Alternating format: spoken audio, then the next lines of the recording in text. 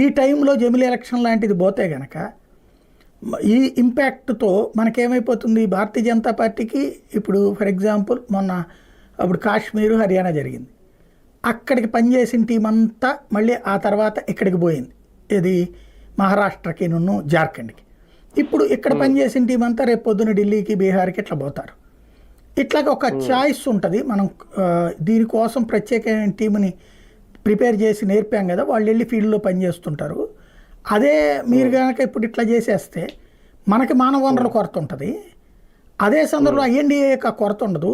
ఎందుకంటే వాళ్ళు ఏదో ఒక భాగస్వామ్య పక్షం ఉంది, అవి స్ట్రాంగ్గా ఉన్నాయి. లైక్ సమాజ్వాదీనా, లేకపోతే లాలూ ప్రసాద్ యాదవా, లేకపోతే ఉద్ధవ్ థాకరేనా, శివసేన ఎన్సీపీనా, లేదా మమతా బెనర్జీని, వీళ్ళంతా. అప్పుడు వాళ్ళు కాంగ్రెస్ పార్టీ కలిసి అక్కడ జాగ్రత్తగా పోల్ మేనేజ్మెంట్ చేసుకోగలుగుతారు.